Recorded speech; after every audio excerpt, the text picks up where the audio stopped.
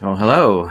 Hello. That's a very holiday themed Book of Hours bookmark opening, Yes. isn't it? Do you like our holiday theme, guys? Do you like Yeah. the background we chose? JP took the picture, right? Yeah. This is Yeah. from the we were talking Julie posted something about the Christmas market that we have downtown. Yeah. Sorry, getting lots of feedback. Sorry. Sorry about that. Yeah, so this is taken from the market at nighttime when we were there. I don't know. It might have been a year or two past. Yeah. So probably 2 years past. Yeah. Anyway, nice color combination. Yeah. Nice, reds and holiday colors. Well, purple. the opening sequence there is taken from our new video, or our newly re-released video, holiday reset, and Resetting Christmas. Resetting Christmas. Yeah, that's right. I don't even know my own titles. But it's also from downtown Pittsburgh. It's near the market there, and it's always in that little square there. They have that. Yeah, it's really fun. It's very sweet. It's really great. Well, let's get right into it because we have a lot to cover. We have a lot of things we want to talk about, and we're open to the chat is open. So you guys, please chat away, and we will try to address. We will try to address it. Oh, you know what? There we go. You know what I didn't do is I didn't check the microphone. So, how's the microphone, guys? Yeah, so there. Is that better? That's probably better. Yeah. We're on the better microphone now. Yeah. Okay. Sound is that better? You guys, let us know if you can hear us. Okay. Yeah. Please let us know, and we love the feedback. Yeah, it's great. Okay. Thanks, Frida. We really appreciate that feedback. Yeah. So we do. Speaking of holidays, we want to talk about some of the things that we witnessed personally with personal friends of ours, and then there was a flurry of commentary on Twitter, which I'm, somewhat active on Twitter. You are when I feel more like than I it. am. Yeah. Right. When I feel like it. And there was a flurry of activity and commentary regarding family members that were requiring other family members to take PCR tests or to take some kind of COVID test. Hi, Juniper. Thank you for joining today. Thank you for your feedback. So requiring them to take, PCR tests, COVID tests, anything like that in order to just go hang out with the family and have turkey dinner. And, I was appalled and enraged, and a lot of you were as well. So I wanted to, everything okay on Rokfin before I get into it? Yeah. Hello, Rokfin. Thanks for joining, Rokfin. Thank you. I'm just checking. Yep. We don't have an assistant. Some people who podcast and do these, weekly or biweekly things, they have secretaries and assistants and all that. Well, we're not there yet. We're not there yet. Yeah. But I think both JP and I want to address the family members who are forcing their kin and friends to do things like take PCR tests in order to have access to time with them, like Thanksgiving dinner or holiday celebrations or holiday events. I'd like to ask you if you know the difference between right and wrong. Yeah. Now, this isn't our listeners. This is the family of our listeners. I'm not addressing our listeners. And we should have also reached out in our broadcast to, or podcast out to our personal Facebook pages, like we've done in the past. We are. Oh, we are. Just not just Book of Hours. Yeah. No. We are. You saved it. Okay. No, or you there. shared it. Okay. No, well, see? So those of you who are not Book of Hours fans that are picking up on this podcast. It's awesome. All right. Okay. Great. Yeah. Do you know the difference? Do you know the difference between right and wrong? Do you know what the word segregation means? I thought that we had, I thought we fixed this back in the 1960s, didn't we? Yeah, I thought so too. Even in the 50s to some degree. Right. And anybody remember like the lunch counter protests and what those were all about? Well, we remember them from history books. I don't know if there's a lot of members out there who remember them personally, but But how about just the difference between what's right and what's wrong? I don't know. I would like to challenge those family members that are, you know, forcing things like PCR tests in order to have time with your other family members. I would like to Or challenge even any them, test. just any test, any The- kind of You know, criteria that you would have to pass to an go have SAT turkey test. dinner with grandma. Like, what the hell is that about? Yeah. They didn't make me take an SAT test before I had turkey dinner when Right. I didn't have to give know. a urine sample before I Right, went and yeah. had apple pie, Yeah. for Drug test. on July 4th, or Right. drug tests to go open presents with my nieces and nephews. Like, what is going on? Like, Right. what's happening in society? It's bad enough that our cultural, the cultural districts in our various, cities and towns are bifurcating and segregating society. It's bad enough that JP and I can't go, hang a out concert. at the jazz club. We were Right. just, talking to another friend of ours who was like, yeah, I went online to go see if maybe JP and Jules would want to go have a glass of wine and go to the local jazz place downtown, and can't do it because of segregation. Mhm. I'm not even going to call it vaccine passports. Yeah. It's just full on segregation. Mhm. It's full on segregation. I want to say like racism, but it's not racism. It's segregation. It's like yeah. vaccineism. Well, okay, so or something. yeah, right. It's shotism. Yeah. The thing though is that you were raising this question of like, didn't we learn this already in the 1960s? Well, yes, the lesson was learned well. That's why it's being applied so easily, right? That's why they're able to roll it back out and apply it to to everyday people. And this is partly why I believe this is my opinion, that we saw so much rhetoric about white supremacy and racism and all that sort of thing, because they wanted to get that off the table and make sure that they deemed certain people white supremacists even though they weren't, right?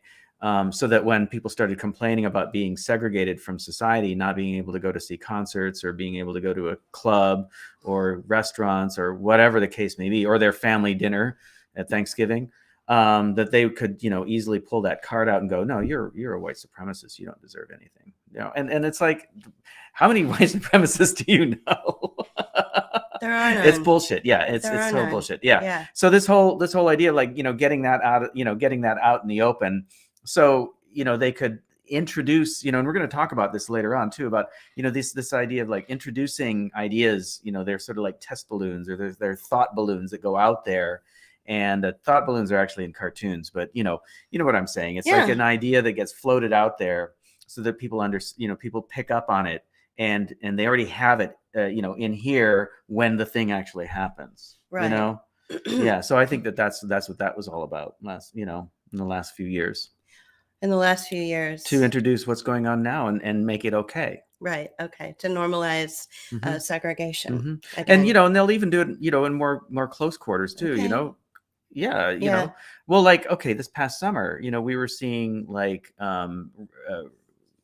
media refuting the idea that what's going on with this segregation, as you call it, is not like what happened to the Jews in Germany in the 30s. Oh, right. Like if you equate it with that, this mass genocide that is happening, right? If you equate it with the other mass genocide, then you're somehow anti-Semitic, demeaning the first mass genocide. Exactly. Got it. Yeah. Somehow. So these full false equivalents take place in the media and it's a real mindfuck, right? It is a mindfuck, yeah. And they use full false equivalents. They use straw man arguments, and in order to justify keeping one group of people away from another group of people, even though this is apparently a free society. So that's how they, that's how part of the propaganda that works in that respect. Right. So how do we fix, what's the resolution for the beginning of segregation? And it starts with, your sister telling you that you need to have,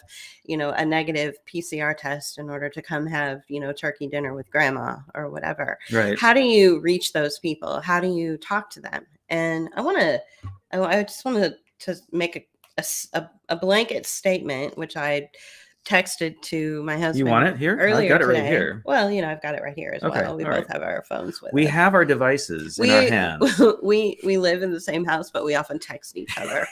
It's a 2-story house, and unlike the Pittsburghers, we don't like to yell down the. Sometimes we do. But... We have those yelling conversations like they do in Pittsburgh outside. So how do you reach those people that are segregating society, and it's starting in the family? Well, it actually started with culture, with not being able to go see concerts unless you had a vaccine passport. Corporations. Okay, and in corporations. But now the family has picked up on this, especially well-to-do families or, middle-class families have picked up on this idea. Oh, yeah, that's a good idea. Let's go ahead and do the same thing, requiring vaccine passports or negative tests at the front door. And, so JP can't come have, apple pie with his brother or whatever. So how do you speak to those people? Because how we've tried to speak to them over the last 20 months, it hasn't been working. Right. We've been loading them up, and not we, when I say we, I mean the collective we. We've been loading them up with, James Corbett videos, or we've been loading them up with, white papers that prove the science, and all this, and that's not working. So in a place of mass hysteria, the frontal lobe shuts down, and the only link to the midbrain, which is the creative part of your brain that could develop new patterns of thinking, is through the frontal lobe. So you are in a state of hysteria. Not you, but your family members, and who knows, maybe you are as well. You're in a state of hysteria. You're terrified. You're gripped with fear. So your frontal lobe shuts down, and your frontal lobe can't speak to your midbrain. And your midbrain is where your creative process goes. You notice that all creative people have to have like a sense of calm and peace and quiet around them in order to really tap into that creative process. Yeah, and that's not just about concentration. That's about being able to, like you said, tap into that creative side, shift into the right side of the brain. So we have to tap into the creative portion of our brain, which is our midbrain, and reach into those creative spaces and have different kinds of conversations with those same people who are creating the segregation, because they're creating segregation. Why? Because they're afraid. They're afraid that, if Aunt Mary who's not vaccinated comes and hangs out with the family at Christmas time who is all vaccinated, that Aunt Mary is going to be the reason why everybody gets, sick or whatever. Right. So they're operating from a place of fear and hysteria and irrational thought. Their frontal lobe is shutting down. They can't reach their midbrain and have a conversation. So it's up to us, who still have our faculties about us. We haven't been hijacked by fear. We're not part of the mass formation and the mass hysteria that Matthias Desmond talks about. We're still living in that creative space. We're still living in that calm, rational place. There's a lot of anger, but it's justifiable anger. There's a lot of just frustration with everybody else losing their shit. So how do you reach those people? So I'm just saying that as long as we keep it together and keep holding on to our midbrain, allowing our frontal lobe to reach our midbrain and have those creative conversations. A lot of times I will say things like, just to the general population out there. I heard that the suicide rate was the worst that it's ever been in 2020.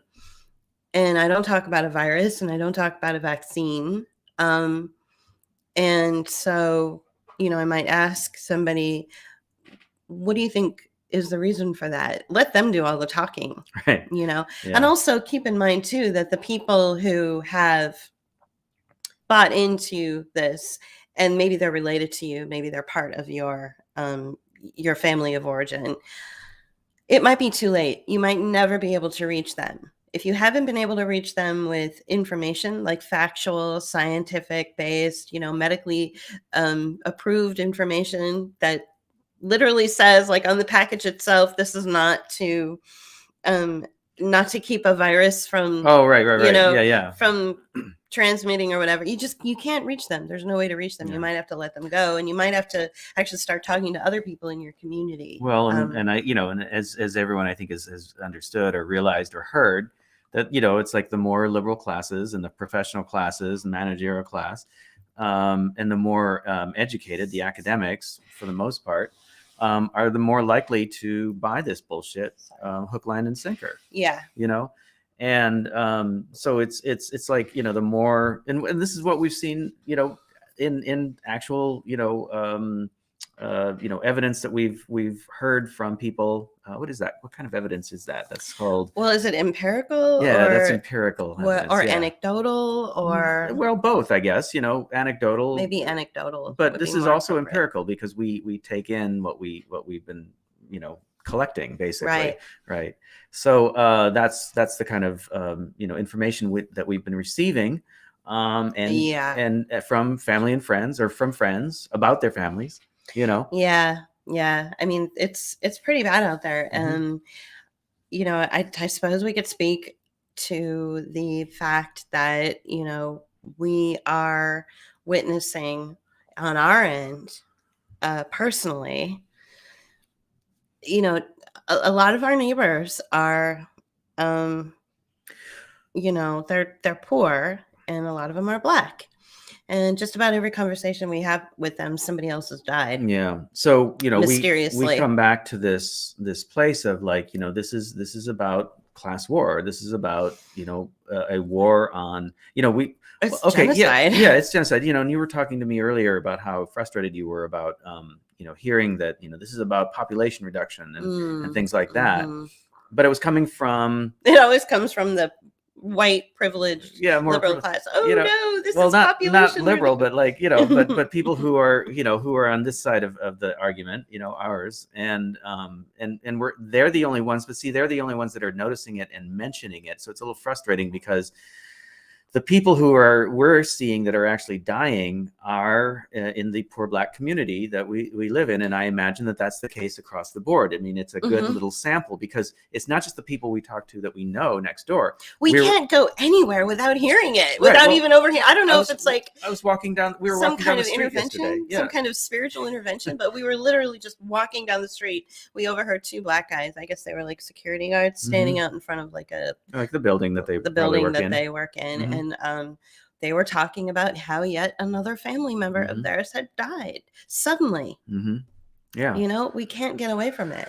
It's a lot of people are dying. Our neighbor in 1 week, uncle died and sister died. And then a couple of weeks before that, other people died. Yeah, sister was like a couple of years younger than me, died in her sleep. Okay. So this is what we're talking about. It's like, and like you said, it just keeps happening. We just keep hearing about it over and over.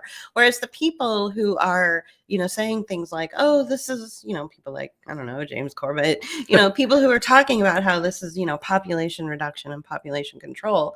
They don't have any personal experience that they bring to the table with people who have actually died. Right. It feels more abstract and more like, the same old thing where we're talking abstractly about, the population in general. Yeah. So as Michelle says, it's it's a targeted effort. Yeah. It really does feel like it. And like we've said before, I mean, this is the shots, and, let's just call them what they are. They're gene therapy devices. Okay. They're just, they're devices. Yeah. They're, and, you can, as we said about, the initial run of like the so-called COVID, right? You can direct a bioweapon to a population through a vaccine device or product, okay? Because they're all tagged. They know where they go.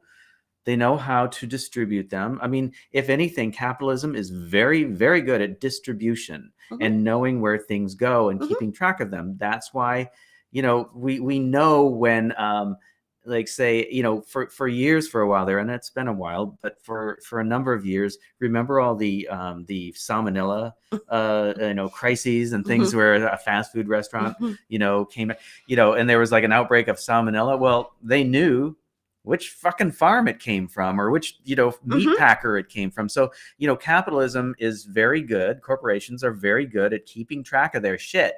right? Their supply chains and their way they distribute things, right? Mhm. So this stands to reason that they know where certain vaccines go. They can go by zip code, Mhm. right? They can, your car insurance is determined by your zip code. Why wouldn't a device that's meant to hurt and kill a certain population go by zip code? Exactly. You know? So that's what we're dealing with. We're in the zip code where they're absolutely being targeted. Thank you for that, Michelle.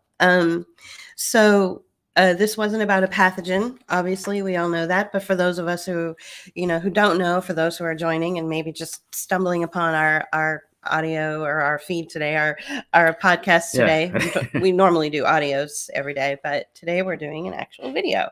This wasn't about a pathogen, but it's always been a plan to get people addicted to a universal dependency on a technological platform.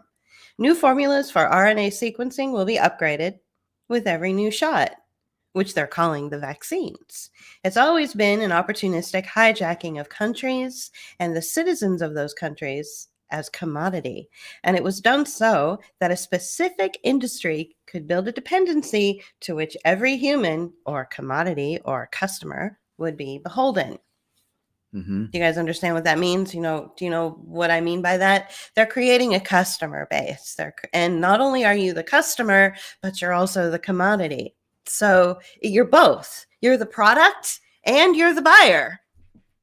And that's I think that's a hard thing for people to wrap their heads around. Well, this is a business transaction. Yeah, in some ways you're not the buyer though. I mean, your insurance company, you pay into the insurance company, so in some ways you're the consumer, but I think indirectly. Okay. Right? Because it's either the state or the insurance company or you're the medical organization that you belong to, which is also insurance, I suppose, is what's paying for it, but you pay into those systems, right? And they get a break on the price, right? And so then the pharmaceuticals make all the money. Are we like off? I feel like I feel like you're in the corner. You want to scoot over a little more? I'm good. No, I can scoot over a little more and be more even. Even, Steven? Okay. Is that better? Oh, that's better. Yeah. A little more even. Yeah. Okay. So, this wasn't about a pathogen. It's always been a plan to get people addicted to a universal dependency on a technological platform. Come on, this is serious, right? Yeah. So, when I was, at the CVS the other day, and I mentioned this on my social media page, and a lot of people had a lot of comments and a lot of advice. I didn't realize that. First of all, I didn't realize that the pharmacists were like in the back mixing up the COVID shot in the back. I had no idea. I mean, I've never even had a PCR test. What do I know about this thing? I don't know, whatever. It's a marketing campaign as far as I'm concerned, and I don't need to go get a medical intervention because of a marketing campaign. So apparently the pharmacist has to go in the back and mix up the concoction. When did we hear about that? What was that? Well, that was when she told me to my face, right. But I don't know if we heard about it before, but I had never, I don't recall ever hearing that before. I don't remember that either. But so I don't know if you were part of that whole thread. That's right. You were in CVS by yourself, and then somebody did confirm that to you over one of your audios. I guess one of the comments confirmed it. But all these people were like dancing, Oh, right. On their feet. They were like, I need my booster. I need my booster. I need my fix. You were in line for something else completely. Yeah. And they were dancing on their feet. Like they were really nervous. So this has created a plan to get people addicted to a universal dependency. So addiction, dependency, so because it worked so well with the opioid crisis, which they keep renewing the emergency authorization for opioids. Right.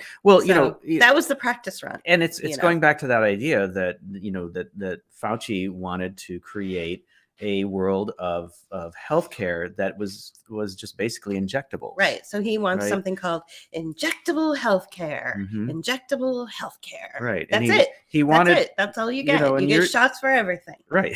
Years ago, he wanted a universal adoption of a flu shot. Like he wanted everybody to be taking flu shots. And nobody would, because they were like, fuck that. They're like, no. So the 40% that usually get it, no, that usually get it, we're getting it. But he was frustrated because he wanted 100%.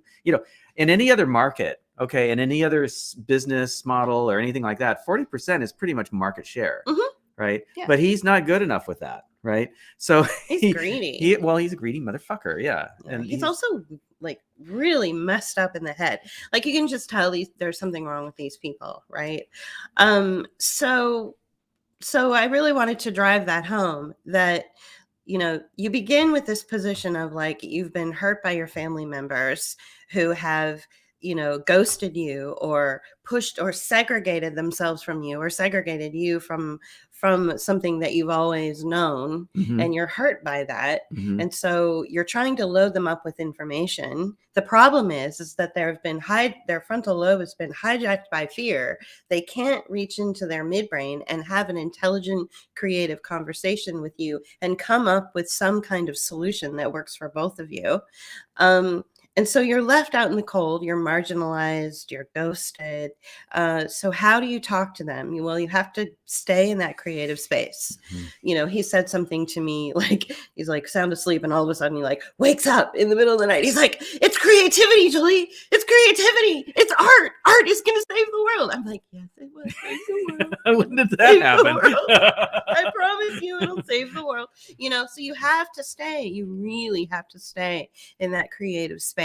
You really, really have to. And you have to keep your sense of humor. I had an hour-long conversation with my mom the other day, who's really into holistic care, and she could not stop laughing about this whole thing.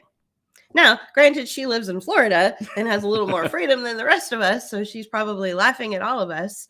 But she does have a good sense of humor about this. And at age 72, when she's one of the targeted, populations out there, it's good to have a sense of humor. So you're dealing with people who've had their frontal lobe hijacked. They can't get into their midbrain and tap into that creative energy. They're in a constant state of anxiety and fear. It's mass hypnosis. It's mass formation. And you also are dealing with an addict. So you got a lot, that's a lot to deal with. Yeah. When your sister or your mom or your brother or your grandmother is acting completely insane and like someone you don't even recognize. You're dealing with an addiction. They now have an addiction, and they're terrified. I mean, it's a mess. I wouldn't want to have anything to do with it. Well, we were talking to a friend earlier. People are trying to help their families, and she related an episode that happened today to her, that she was at the farmer's market, and a dad was talking to a little boy both of them were in masks. A little kid, a little toddler. And he says to the son, "Don't breathe on the vegetables." I'll let that sit for a bit. Like, don't breathe on the vegetables. Yeah. That kid's going to be so messed up. You guys, I mean, what we're doing to these kids is crazy. It's so fucked up. What we want to do is transition into what we're seeing on the screens and what JP and I are seeing like firsthand as far as messaging about this cultivation of fear. All right, so the first person we want to talk about is Betty Pesimenti. Now, I don't know if any of you I didn't like her. I didn't like her either. I don't like her. Well, okay, and I didn't like. Sorry, guys. Well, and she was featured on a podcast of the podcaster of which we don't like either. We don't like him either. So we're always suspect of him. Yeah, but so we already have a little bias going, but let's actually, we wanted to just kind of talk about the podcast and analyze it, basically on an aesthetic level, not the visuals, but like just in general, the like messaging the messaging, yeah, because I mean, you can use that word aesthetic around that whole thing. So right.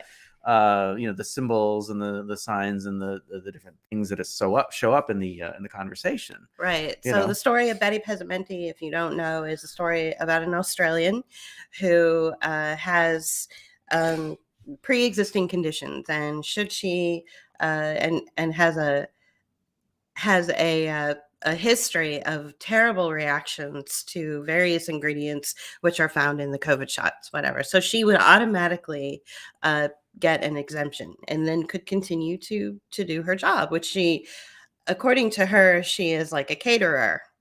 And she's a operates caterer. out of a food truck. Right. Yeah. Right. So she probably shows up at an event and caters via food truck. You know, Right. it's an unofficial. It's not like her staff is walking around with trays. No. People walk yeah. up. You know, so it's a self-serve catering. Yeah. So she's self-employed. She runs her own business. Mhm. Okay, that's key right there. That's your takeaway. That's the first thing. That's your takeaway. Okay, don't look at her.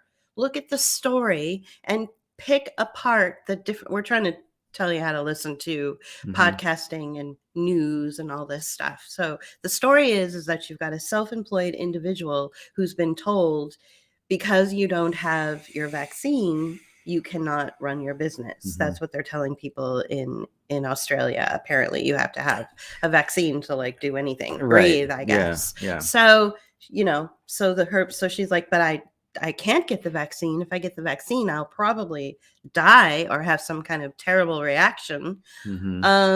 So I need a medical exemption. And by your own policy, I'm allowed to have that. In fact, the entire narrative in Australia is much more. The entire narrative in Australia coming from the media is this: get your vaccine so that those people who can't get a vaccine are protected. So she's one of those people that can't get the vaccine and should be protected by her countrymen who are getting the vaccine, right? Right. That's usually how it works. Well, that's why everybody ran out and got the vaccine, because, you know, people are nice. They want to help other people. So they went out and got the shot. And they're telling her she needs to get the shot too. And she's like, well, I can't because, you know, I'll have a bad reaction. And they're like, well, then you can't operate your business. Right. So even though her doctor and she pointed out, you know, I fit these criteria that allow me to be exempt from this program or this mandate that you're insisting on. So while she sat talking to Brett Weinstein of the Dark Horse podcast in her amazing soundproof studio with her very expensive guitars behind her and the nicer microphone than this, very nice expensive microphone in a recording studio that most people would have to pay a lot of money to have access to. She tells her story. So the bottom line is that, and that's where we're going to end it. You guys can go watch it yourself. It's you know, whatever. It's very like compelling. It's very compelling, and you will get emotional. And that's the whole point, is to have you get emotional and react out of rage instead of just looking at what the story is, which is that they're going after people who run their own businesses. They want her, especially with her pre-existing conditions, they want her on like whatever the equivalent of disability benefits would be in Australia. Yeah. They don't want her running her own business. Because that's what they suggested. Want her in the system. Right. They want her in the system. They want her on her disability benefits. They want her to close down her business.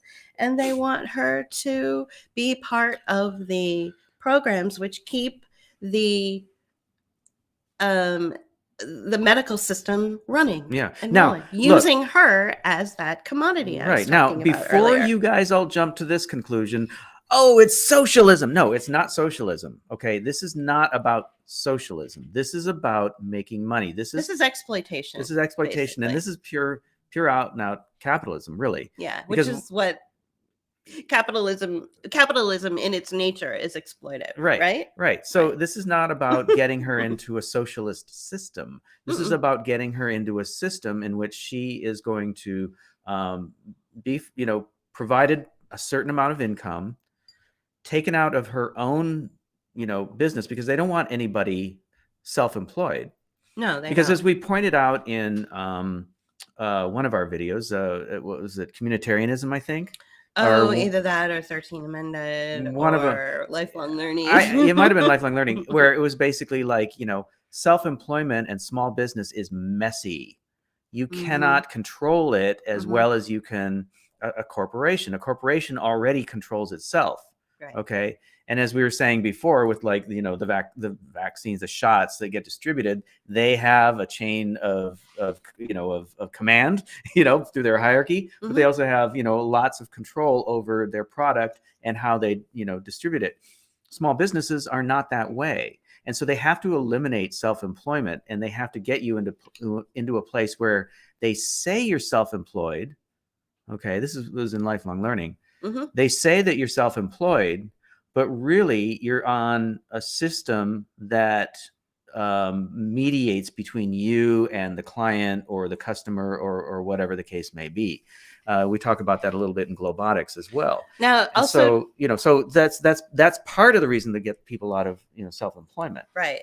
Part of, also part of Betty's story too, which was pretty interesting, was the the fuckery and the runaround that she was getting from the bureaucratic agencies in place. She was told out and out lies. She was given the runaround. She was, all sorts of crazy office politics were going on. And if you're not part of again, she's not part of the corporate sector, so this is all very strange and weird to her. But to us, when we're listening to it, it's like, oh yeah, that's just like, that's Tuesday. That's office politics. That's just like your average Tuesday, where your management and your department heads and your project managers like give you the runaround, don't give you the right information. Let me circle back on that. Okay. Oh yeah, let me circle back on that. Sorry, see, I'm so used to it. I'm like, okay, yeah.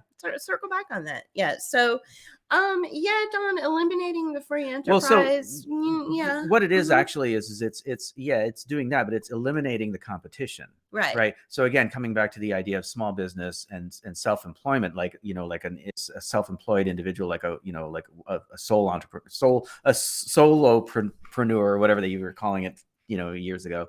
When you're self-employed, like, if you're a barber or you run a bar or you're a plumber or an electrician or a caterer or whatever the case may be, it eliminates any sort of competition, and also, makes it easier for the corporations to do business with other corporations, because again, they can work more in volume if they have another company that's big like they are, as opposed to, doling out little bits of content or product out to these little operators, right? They don't want to deal with that anymore. No, that's right. It's messy. It's messy, and it's time consuming, and it costs money, and it's competition. They just they don't want it. They want you to go to TGI Fridays, right? They want you to go to whatever.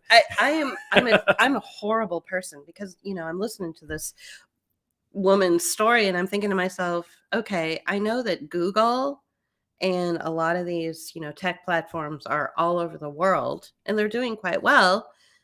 She could easily just avoid getting now I don't know what's going on in Australia, but in the United States, you can easily just avoid getting this is terrible. I don't even know if I want to say it. You can easily avoid having to get the shot and still have a meaningful income if you catered for Google. Like Google would hire you as a caterer to feed the staff, and then because you're under a corporation, corporations have been very, very, at least in the United States, they've been very clear about. They even say in their documentation and in their onboarding language, should you have a religious exemption from the COVID shot, sign here, and you don't have to get the shot. Okay, well, there's two. Why doesn't she just go work flaws. for Google? That way she can still cook and do her thing and make lots of money. Two flaws with that. One is that it's not that easy. I know. Okay. But she seems like the kind of person that it would be that easy for her. Second, given who she is. Second, we've been hearing reports about, corporations that are like, they don't have a policy, and yet the leadership insists on this thing, saying you need to go out and get a vaccine. Doesn't matter if it follows the CDC or the OSHA or any other sort of rules, right? Mm-hmm. We're just insisting that you do this across the board. And if you do have a religious exemption or medical exemption, then you have to sign this paperwork, and they'll throw something up in front of you that basically says, right, that's true. That's basically saying we know. We just heard a report of that, very open-ended thing, like basically saying, if you sign this, you're agreeing to allow us to do, basically anything in the future. Right. Wow. Right. Would you ever sign a contract like that? No. I wouldn't. Yeah, no, they wouldn't either. But yet they're pulling that shit. So, I slightly retract my.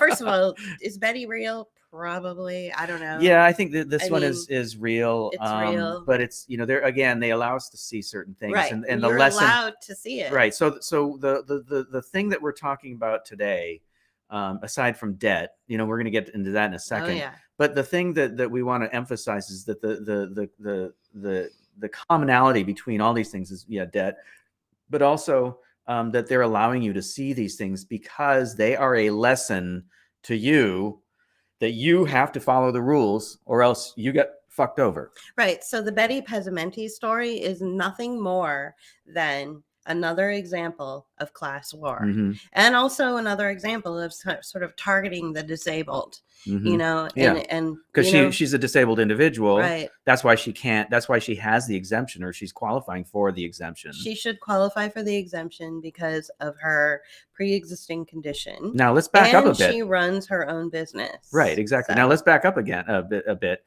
because there shouldn't have to be an exemption. There shouldn't have to be any sort of like what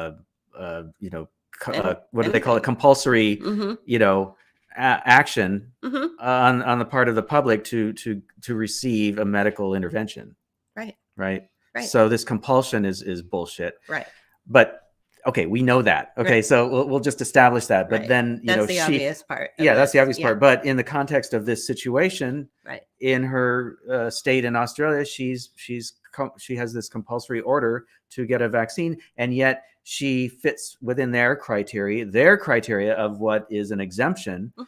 But that's not good enough. That's still not good enough. And no matter what you do, and this is the same thing with corporate life, no matter what you do, you can get screwed just because you're just like, it's Tuesday or it's Wednesday or it's because, whatever. Just because. So there's 2 or 3 takeaways with this story. It's really that they're targeting small business owners who work for themselves, and they're targeting the disabled. Oh, and by the way, they'll just target everybody. There's no rhyme, no reason. They're not even following their own criteria. Right. Their own criteria stated, if you are Betty Pesimenti, you get an exemption. And they're not even following that criteria. Right. They're not giving it to her. So that's what this is about. This is about total and chaos. There's no rhyme, no reason to this. You can twist yourself up into a pretzel to try to follow the rules. Go and do everything right. It won't matter. Well, because you're dealing with psychopaths. Won't matter. And that takes us to the next story. Okay, yeah. About Haley. Right. Also in Australia. Yeah. Which you've all seen the video. Yeah. So Australia is getting it hard these days, you know. But and Austria is too. What's with that? No. Anyway. I'm sure there's a hidden message in there somewhere, but that's not for us to decipher. Not for us.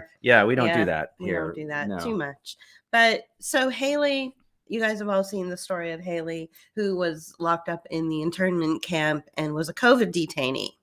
Basically, you saw that, right? Yeah. We're not going to show them because you guys have seen it already, and you can find them easily. And you can easily find it. Yeah. It's not, we're not here to promote other people's work.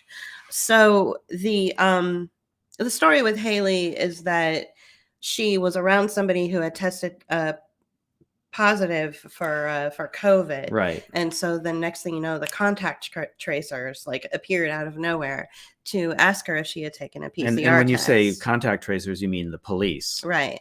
Yeah. So they showed up and she was afraid. And so a lot of times when we're afraid, we lie. And she's like, yeah, I took a COVID test, sure. And then they left and they didn't find it. So they came back and said, we didn't see a record of it. So she's like, look, I'm sorry. I'm terrified. I was in lockdown before. And I was in lockdown before, which is interesting. And I didn't want to go back. So I lied. And anyway, long story short, she got taken to the Howard Springs camp. Now, let's talk about Howard Springs. Okay, let's. Okay. You want me to talk about it, or do you want to talk about it? Aren't those old diners that used to be all across America? No, those are Howard Johnson's, also known as Hojo. Okay. Hojos were great. Howard Springs is not. Yeah, no, exactly. Howard Springs is so the Howard Springs facility. Oh man. Okay. So there was a a new build out of a facility for people who were working, like miners, people who were working in this particular area. Right. This is the Northern Territories in Australia, near Darwin, on the outskirts of Darwin. So they built this new facility, and it's got a pool, and it's, you know, I'm sure it has COVID policy and COVID regulations, but it's for workers. It's for miners who the distance home to their job is too far. Plus, they want to minimize this fly in and out thing, right? Right. Yeah. So they built this facility for these miners, for these workers, but they had another facility in Howard Springs that was already in operation. And they took that facility, which wasn't as nice as the new facility. It was the old facility that they housed the miners in. Yeah. Right. They are using that. They're utilizing that already existing infrastructure for 850 COVID detainees. So already you guys are mixed up with the story. You know, you get these people who say, we've been watching it being built. Well, what you've been watching being built is a housing facility for workers. So already the story is already and messy and confusing. Right. And they did that on purpose, right? You exactly. know, because, you know, we did look at the document or the, press release or whatever the information was that was out there, and we were able to pick it apart. Yeah, easily. And that's fine. But see, they're also we could bring it up right now if you want. I don't want it. Yeah, okay. I don't find it. We'll put it in a link, show notes, later. Yeah. But they're basically distracting you with this other story, right? They're saying, look at it's backwards here. Look at here. This is this thing over here. It's just this thing. We're seeing it built right now. Yeah, that's the facility that has the pool. And where you can have your kids hang out with you, and I'm sure that there's COVID policy in there, but they're not locked in but they're not inmates, right? Now it's not an internment camp. So Haley, records herself getting into a COVID taxi, which is actually a casino van, which is kind of weird. So right then and there, what's your takeaway from that? That this isn't as organized as you might think. Okay, that it's not. It's not like they have, vehicles that say COVID, on the side of them. Right. Or just COVID. white vehicles. I think it's basically like, you're shooting craps if you think you can get away with this. Right. No, you're gambling with your own life if you think there's a message there with the COVID. I don't know if that's it. Taxi really being a casino van. But I think that, they basically the state basically leased out these extra vans that were available. But, instead of just leasing white, unmarked vehicles exactly, or whatever, they decided to do it with casino vans. Well, I think also it's a very loud thing, right? It's like announcing to the world. It's like, when you get put in the back of a cop car that has its lights, or any cop car, when you get, the whole neighborhood's watching, like, there's JP getting put into the back of that police car. You've got this casino. It's like, oh yeah, she's getting taken away by the casino police. Right. So they take her to the camp, which is the first facility that was used to house workers. So they didn't build a new facility for COVID detainees. They already had infrastructure in place. And all they had to do was paint some yellow lines on some of the decking, throw up some more fences. It didn't cost them much money. Don't cross that yellow line. Right. Or else. So what we were able to and allowed to see through that interaction that she had with the the people in the hazmat suits. By the way, did you pull up any of my? You didn't do any of that, did you? Well, you didn't tell me what to pull up. I mean, I've got a few things set up, but what is it you needed? Oh, just the job descriptions and all that. All those things that I told you to download from iCloud. Well, that's okay. You didn't give me the links. I didn't have them. Well, they're on iCloud. Okay. Whatever. It doesn't matter. So the point is that these people were in. So what you're allowed to see are people working. So you've been told that there's no jobs available, and that's not true. There are lots of jobs available. Right. And in fact, Julie wanted to, and I forgot about it too. And I didn't realize that's where you stored them. So I'll read to you some of the jobs that are available. So the isolation and quarantine strike team consultant, it pays $32.94 to $42.86 per month, and it is in Washington. The social worker or mental health counselor for the COVID isolation and quarantine. It is out of Seattle, Washington. I'm sure it pays very well. The case manager, too, for the COVID response hotels full-time PM shift. It is in San Diego. The isolation and quarantine coordinator I love in that title. San Luis Obispo. Yeah. Okay, so you're being told that there's no jobs available. Well, sure there are. There's lots of jobs available for people who want the kind of jobs where you get to control your neighbors and you get to control your friends and your and various strangers that you get to harass. Right. So what you're allowed to see with the Haley story are those jobs in action. That's all. That's it. You're seeing those jobs in action. In reality, when you are taken to a facility and you are a detainee, whether you are in jail or whether you are a COVID detainee, in reality, nobody speaks to you. You do not get the luxury of a conversation. In real life, had Haley, stepped outside of her little area that was marked off by a yellow line without her mask on, when she returned from whatever she was doing, whether it was laundry or getting water or whatever, she would have had a notice on her door that said, you have been fined $5,000 for violation of this protocol. Right. Because there is no conversation that takes place between you and your jailers. Right. Because that only opens opportunities for you to ask questions and to confront them. Right. They don't want that. They don't want you. They don't want to have to answer your questions because there are no questions to answer. And so why even bother? So that little interaction was all staged. Right. That's all theater. Right. So that you understand that when or if you are ever detained anywhere, whether it's regarding COVID or anything else, you will probably get fined something in order if you violate any of the rules of wherever it is that you're detained. Yeah. That's just to let you know that there are fines in place for violators. That's it. Right. And whether this you don't get a chance to argue. Yeah, and whether Haley is an actress or not doesn't matter. What that's the message that's being given to you. It's a little subliminal, but I think that it gets the point across. It certainly raises the blood pressure, and gets your adrenaline running. And the same bottom line that we had with Betty Pesimenti, we also have with Haley, who was a COVID detainee, which is that it doesn't matter what you do or what your status is, or what you've not done, or what your status isn't. Doesn't matter if you lie or not to the police. It doesn't matter. She was negative and still was quarantined. She was, it didn't matter. Even if she'd been vaccinated 45 times, she would still have gone to the internment camp and been a COVID detainee. Now, why? Here's where we get to the bottom of it. Right. Okay. And it's really boring. And it's really corporate. And it's not going to get you all upset. I'm really sorry to say. Julie, what happened to Haley when she got detained? What happened to her? Nothing. No, she lost her job. Oh, right. She lost her job. Oh, yeah. She lost her job. Okay. Just like Betty. Betty lost her income. Lost her income. Okay. So we see the correlation there, right? We see the similarities. So the difference is that Haley, first I want to talk about Betty. Betty goes on the state funded, She could. But I have a feeling she has rich parents. Well, yeah. But they don't want her working. And so they want her into the system. The state doesn't want her working. Right.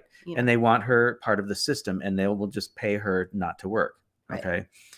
In the case of Haley, she lost her job and probably won't be able to get another one. And so in order to pay these fines, because she's not she doesn't have a pre-existing condition, she can't go get like disability benefits like Betty could. Right. So she's going to have to go into debt. And there will be personal loans available to her for this very purpose of paying off your fines. That will be available to her. Right. And now she's in debt. Right. This is all about securitized debt. It's not about, sure, it's about human rights violations and all that. Well, and absolutely. It's really terrible. But it's about making money off of other people. It's about creating this fake problem in order to attack you for violations within that fake problem so that they can make money off of you. So I imagine that leaving a quarantine facility after 2 weeks and having a stack of violations under your arm, violations and no job, that suddenly it's kind of like when kids go to, especially girls, like they go to rehab or they go to, uh, or they're in some kind of facility like foster care or whatever. And the minute they're released from rehab or foster care, you've got the predator standing outside going, "Hey, you want to make some money? You just got out of rehab or you just got out of foster care." And they induct them into, the sex trade industry, right?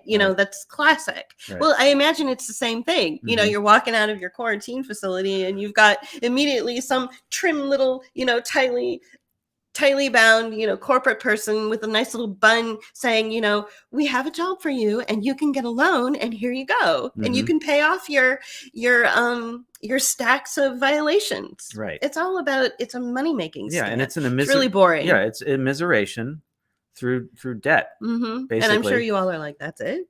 that's all these quarantine, these internment camps are about. And this is part of what, how our economy is going to roll. And it's already started that way, but it's, we're already, so the industries are going to be debt,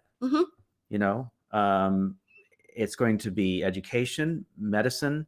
And what was the other one that I had identified?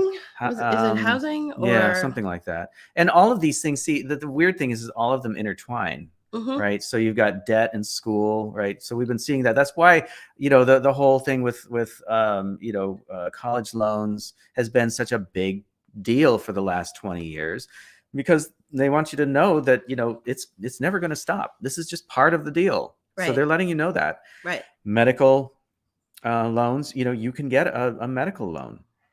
You can get a loan to pay your medical bills. Right. Right. That's why insurance doesn't, cover people so well. Right. They, and we were hearing for years, it's like, people will have plenty of insurance, but they won't have the right insurance. And so, you cut off your finger with a table saw, and you lose your finger because you don't have the right, or you have it reattached, and then you're in like, $50,000 debt. Right.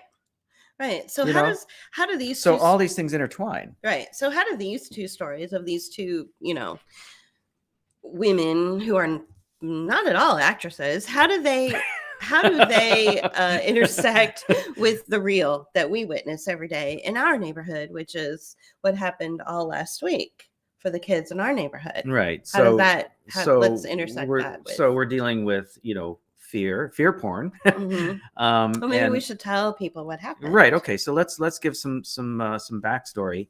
And it intersects also with another story that took place up in Michigan this past week. I don't know if I want to get into the Michigan story at all, but I just want to, but it was interesting that these things dovetailed. Oh yeah. So right at the same time, all throughout Pittsburgh, and I imagine that this happened throughout the country. We just haven't heard the stories. Right.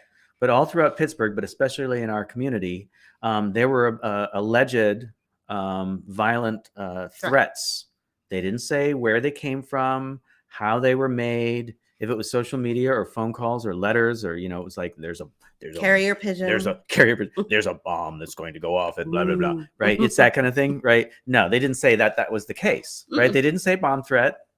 They said violent action. Right. Some sort of violent threat. Nice and vague is that. Super vague. Yeah. It's like, no, but see, that immediately gets the hackles up. Right. And you're like, oh shit, there's, and so gotta be afraid. Yeah. So they sent all the kids home, put them on tablets and for the week, right. For the whole week. Right. Right. So kids are still going home on tablets for the weeks, and it's not even about for weeks. And it's not even about COVID anymore, guys. Right. So this is, again, this is all about money making, and I'll tell you why and how. Okay. Ask me how. Okay. So when they come back, there's going to be more security apparatus, more cops or rent-a-cops. Okay. So budgets are allocated for that purpose, right? There's going to be more money put into the apparati, like, metal detectors, wands, whatever else, training big for the money-making scam. Training for the staff. It's a grift. Yeah, it is a grift. So, they'll have to know how to use the wand and all that stuff. The kids are being immiserated again. So they're making money from the children's immiseration. Right. So how does that intersect with, say, like Haley's story? It's all about, money making on people's misery. Right. And it's basically. And fear. And it's basically, there's no rhyme nor reason to any of it. It literally is like, we're just going to make something up. Whether you're vaccinated or not, Haley, you're still going to the internment camp and you're still going to be a COVID detainee because I need to make my salary this month. Whether there's really terrorism or a violent threat against you, you junior high and high school kids, you still have to go home and get on your tablets because I promised the local police department that I would give them a contract. Mm-hmm. All right. So there's none of this. They could just pull whatever they want out of their ass. Well, literally. And it's all a big grift to make money. The other thing about sending the kids home and working on tablets is, again, the tech companies then are picking up picking up money, right? I'm pretty sure I horrified many of my Twitter followers when I said that it was really important for the tech bros in San Francisco to get their 6-month sabbatical in Spain. So that they could make their either bonus. No, check, the kids are on tablets, so that these kids could be on tablets, and the only way it's the other way around. They get the kids on tablets so they can get their bonus checks and their sabbaticals. No, but it was really important, JP, that those tech bros go on their sabbaticals. I agree. How else are they going to do that unless we don't terrorize the children and make shit up and get them on tablets? Well, I know. Gosh. Well, they were our neighbors, and think of the guys that make 6-7 figures a year, and have second homes up north. Right. Gosh. Somebody. Of course, that's what these poor kids are for. Somebody think about the billionaires. Somebody think about the tech bros. Right. Oh my goodness, especially the ones in San Francisco. Right. So, so kids in our neighborhood are basically paying for the luxuries of the San Francisco tech and they're paying for them not out of their pocket, but out of through their lives, through their immiseration, through their misery, through the fact that they get frisked and cajoled and I mean, how else is that cop going to make his bonus? Right. Come exactly. on. So this is all part of a grift, as Julie calls it, in order to make or invest money, have money invested so that people make money on the immiseration of children.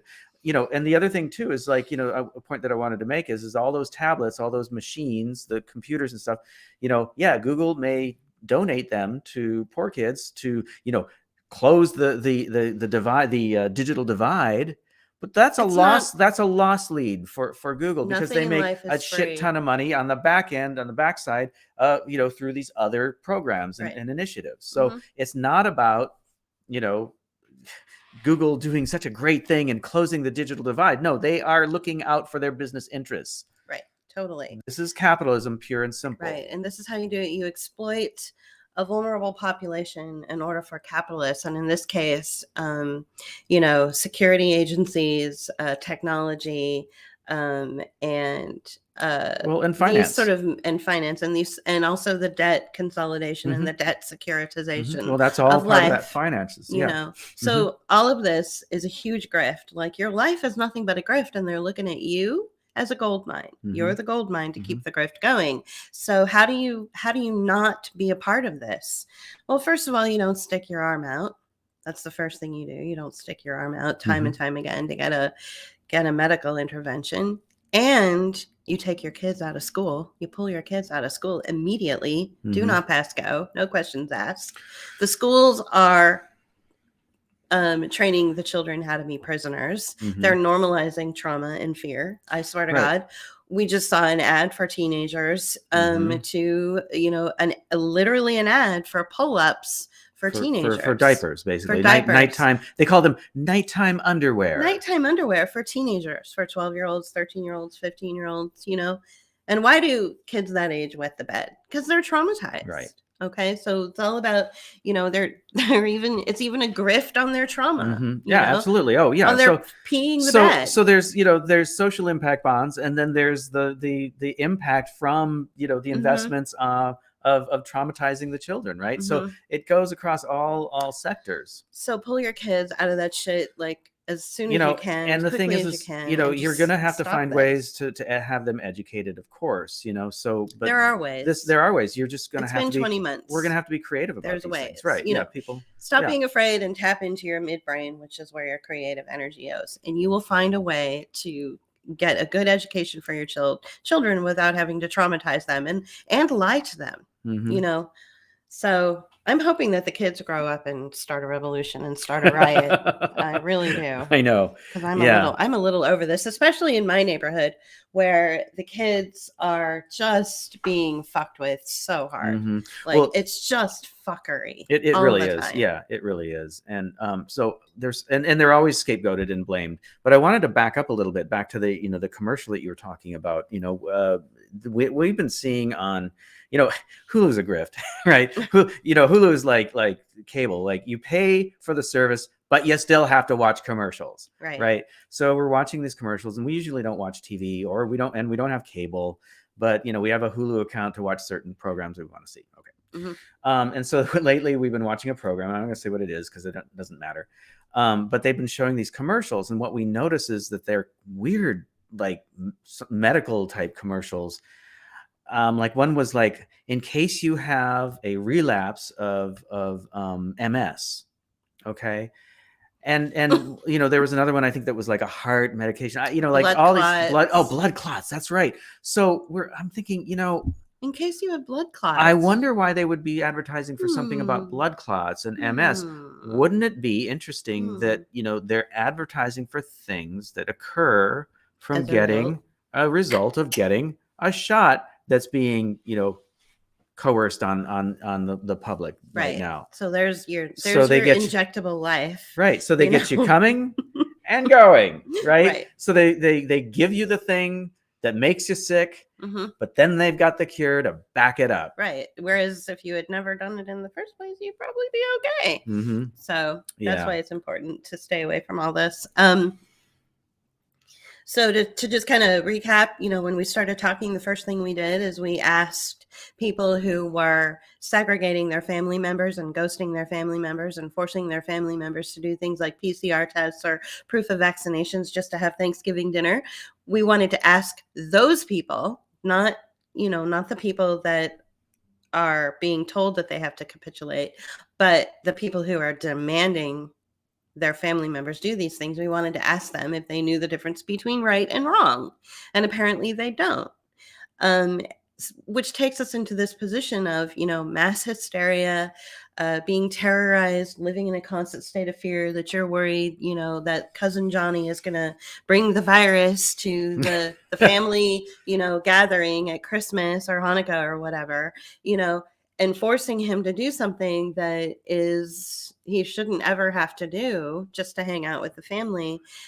You've lost your capacity for like what's right and wrong, and your frontal lobe has been hijacked by that fear. Your midbrain creates a creative way to communicate, and creativity also brings about empathy and compassion and all the things that we need in order to be decent towards one another. Right. Well, and it also brings about a self-actualization too, right? Because you feel more grounded, right?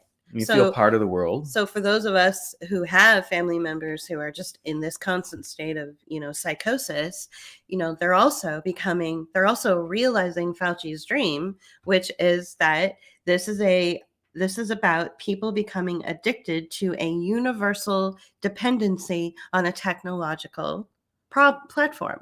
So the idea that you're dealing with people who have, they're living in a state of panic and fear all the time, and they're afraid of you because you're not, well, first of all, you're not afraid.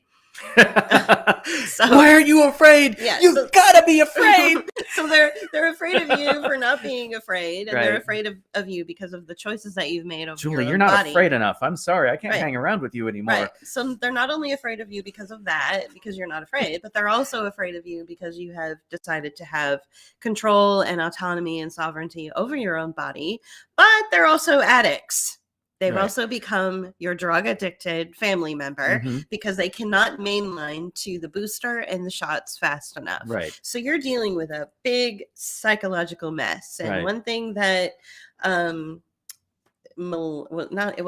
it Malone? No, it wasn't. Maybe it was Malone. No, it was the guy who's like the thoracic surgeon. Mick something. Yeah. He was the one that said, I have been, peer-reviewed my entire life. I am the head of my field. I have written, articles for these. He's edited journals. He's edited journals. Right. He is like the go-to guy. And Right. he was like, yeah, this is all psychological. This is even too much for me. Right. We need a really good psychologist. Well, and let me just so your family members mention that, the addiction to the platform, that addiction to the platform itself is the, injectable medical or medicine, right? Mm-hmm.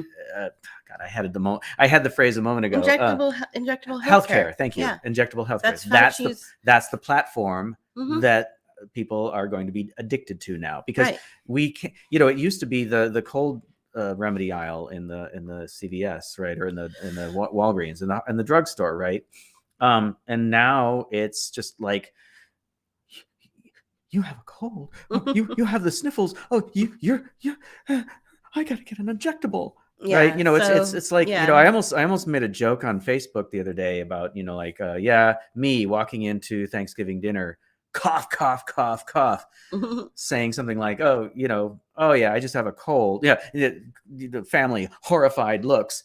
Right. I just have a cold. You remember colds, right? Right. Don't you? You remember colds? Nobody remembers that. Right. That's the thing. And nobody knows how to take care of them. Right. Right. You just, you rest. Right. Nobody wants to take care of themselves in the way that we used to. Right. Yeah. It's over.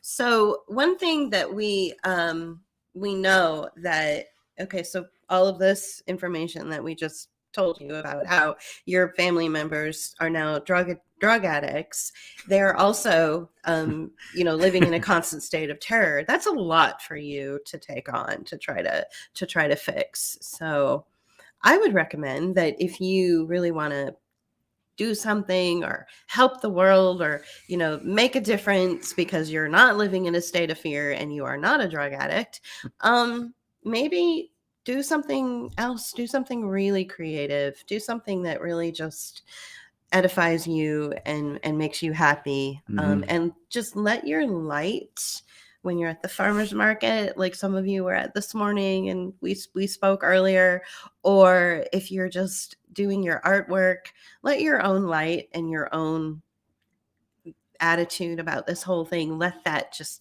be your guide. You don't have to load them up with James Corbett videos or white papers that prove that this is all, a big coup and a big fraud.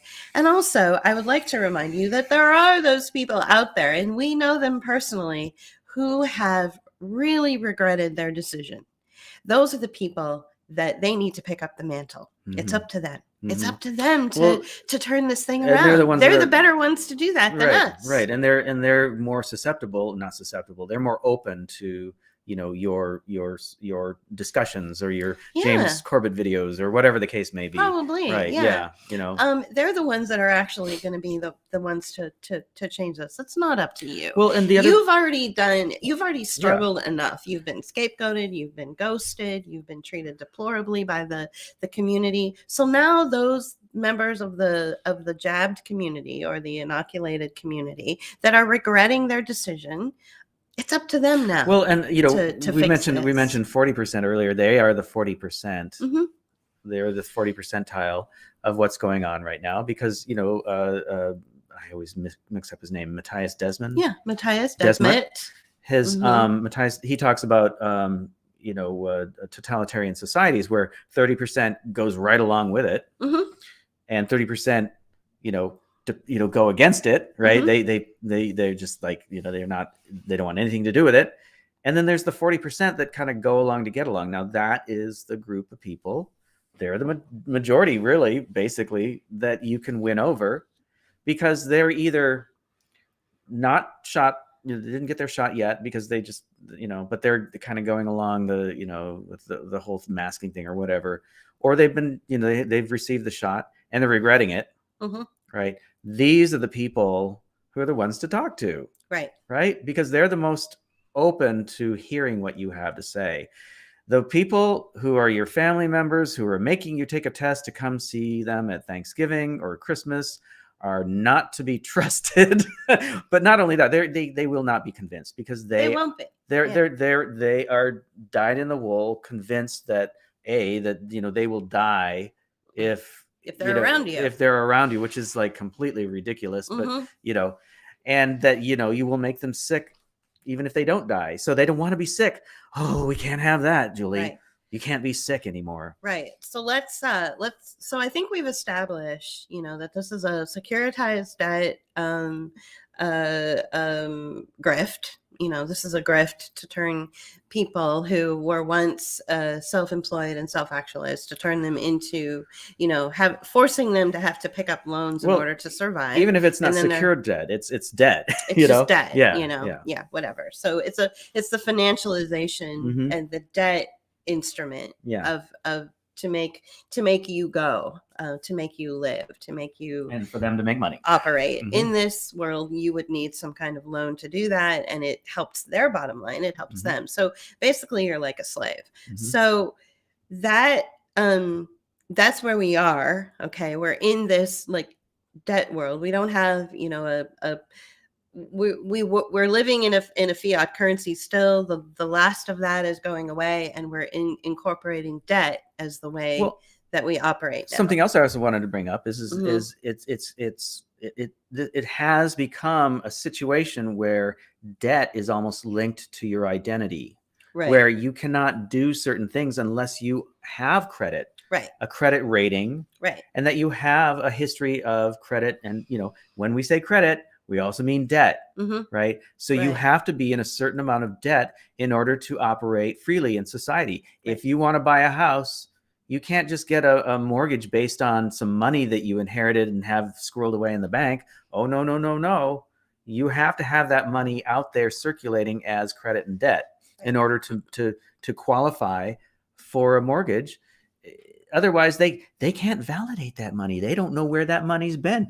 Who knows if that money has been used to help terrorists or drug dealers or what, so it's that kind of language that's used to establish, the integrity of your identity and where your money comes from. So they have to, the only way they can do that, or say they can do that, is through credit and debt. So this is tied into who you are and what you do. So I wanted to just really drive that point home, that the Betty Pesimenti story, the Haley story, where she was the COVID detainee, it was really just about the financialization of these two characters. And you were allowed to see what they experienced and your takeaway should be, oh, okay, so Haley lost her job because she was unlawfully detained as a COVID detainee for 2 weeks. She lost her job, which means that she's going to need money to survive. And she may have accumulated fines while she was detained. So she's going to need to figure out some way to pay off those fines. Loans. So she'll have to take personal loans. So boom, that's how she keeps that corrupt grift going. All right. It's the same thing with Betty Pesimenti, who is not able to operate her private business, her personal business on her own because of, random rules which don't make any sense. And all of this and it's the same thing with the kids that have been thrown on their tablets all week because of a fake story about a fake threat. It doesn't matter.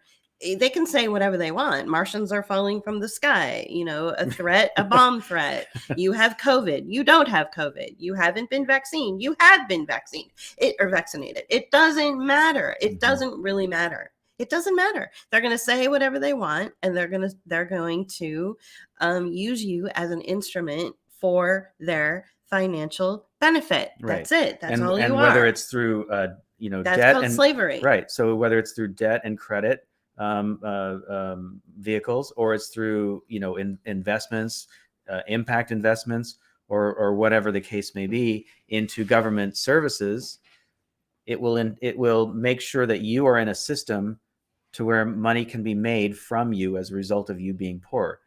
So how did we get here?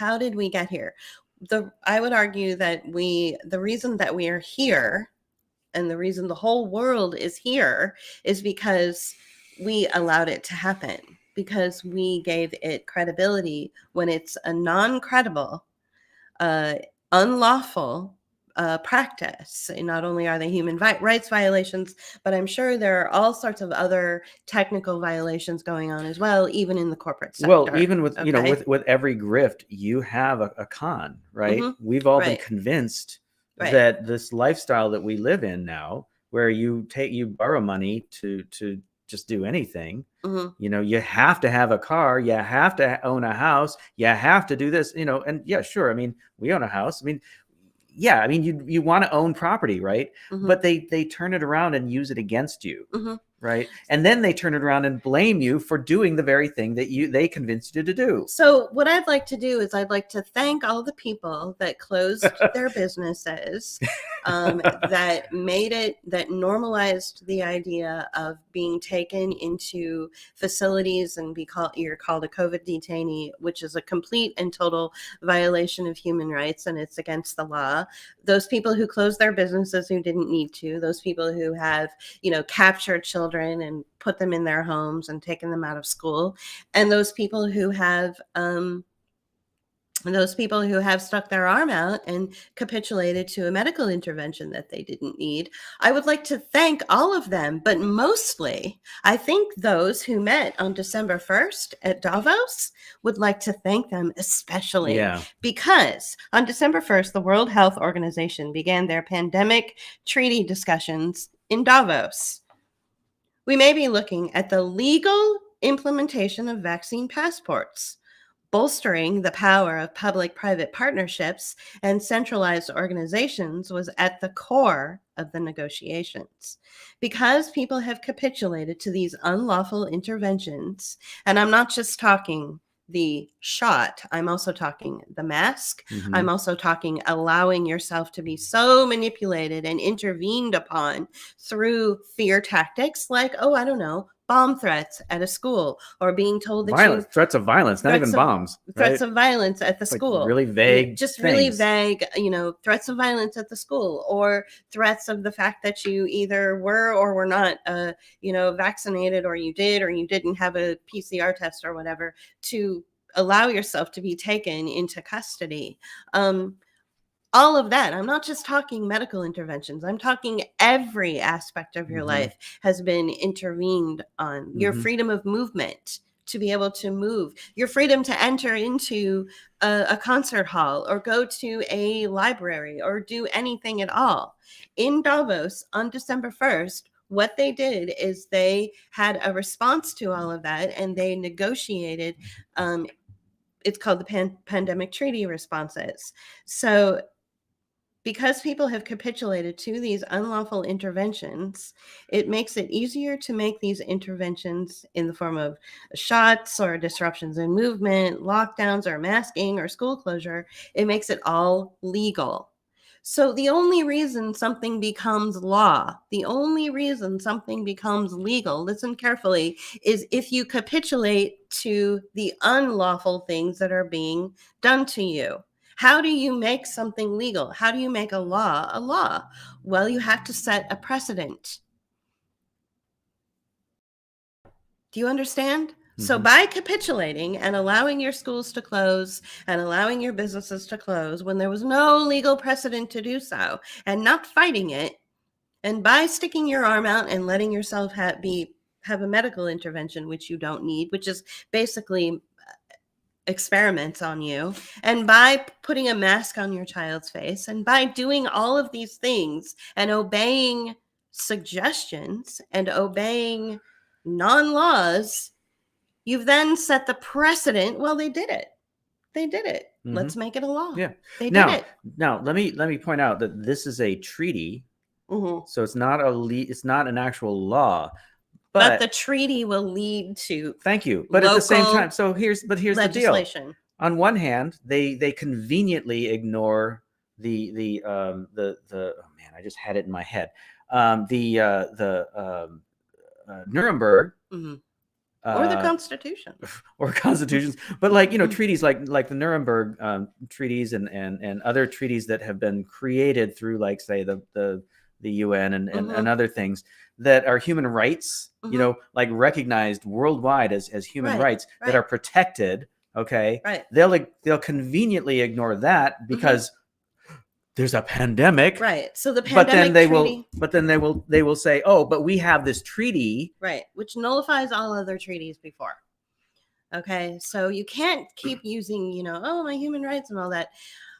They're finding a way to get around that. Right. Right. They're finding a way to get around your constitutionally protected rights. And so the thing that nobody's talking about is what happened on December 1st in Davos, which I'm sure some people are talking about it, but not enough. Yeah. With December 1st in Davos, which was, this pandemic treaty and these negotiations on furthering of responses to a pandemic, which is code for further destruction of the human experience. Mm-hmm. And it's so serious. It's so absolutely serious that the only answer to any of this is to not capitulate in any way, and to put an extraordinary amount of pressure on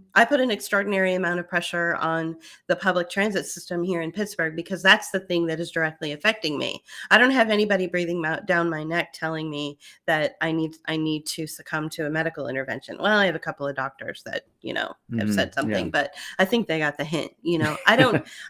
So that hasn't really affected me. I haven't been, made into a debt commodity asset or whatever, Right. But the thing that does affect my daily life and does affect my freedom, my actual sovereignty over my own body, is that every time I get on a bus to go do the things that I need to do in life, because I don't have a car, I have to suffocate myself to please a driver, to please the driver. Right. So I've pushed back against Port Authority in that.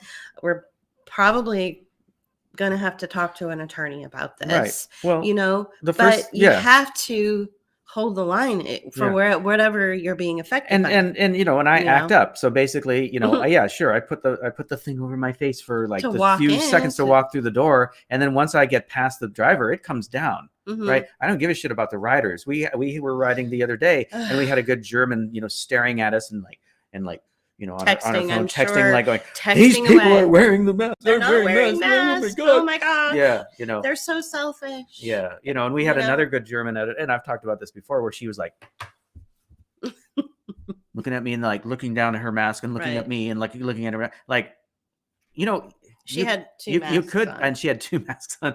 She probably couldn't. She probably couldn't talk because she had two masks on. Right. Well, she couldn't use her words. Right. So a lot of these things that we have experienced and that we've tolerated, are now being discussed in these treaty negotiations. And then these treaty negotiations then trickle out through the form of reports and commentary to your various municipalities, your various governments that control your countries and states and whatever. And then that is where laws are made. Yeah. So and I guarantee that CNN and NPR and these news outlets will start picking this language up and really pushing it like they did with like the Green New Deal or whatever. Sure. And it's going to be part and parcel of the conversation, so that it normalizes it and puts it out there in the public realm, so that people go, yeah, that is a good idea.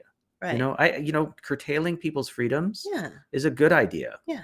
I mean, people are already talking that way. Oh, yeah. People around here have actually literally said we need martial law based on no evidence that there's any danger at all. Right. But because a news report said there was, or because the school district said there was, they're screaming for martial law. Right. And right in my own neighborhood. One of the things we covered a while ago, in our neighborhood was, they had to close the football field and they couldn't let the local team play on their football team or football field anymore at the high school, even though they were like in the playoffs and all, they're doing really well. Yeah. Okay. Not because violence took place, a shooting took place at a football game at that field, not because somebody at the school was accused of shooting another student. It was because a student who goes to another school but is in the school district was shot by another student who we don't even know, at another school in a different part, not even in It's our really suspect. and not even in our neighborhood, not even in our community, in another part of Pittsburgh. It's really suspect. Okay. So so it wasn't the even like winning direct. team, It wasn't even directly related to this high school right? or the football team, Mm-hmm. but they brought it up and they put it together. What was the word? They convoluted. They Right. they conflated. Thank you. The stories. Yeah. Or the one thing with the other. Which right. is what happens regarding full false equivalence. Right. Which is what's happening all over the place in every aspect of our lives. Right. So they use these tactics in order to confuse people and get them to ask for martial law. Right. Yeah. So you have no idea. I belong to a couple of groups. I'm not a parent, but I belong to groups of a few groups where the Pennsylvania parents are screaming for their children to no longer be, tortured and masked up and treated like little prisoners.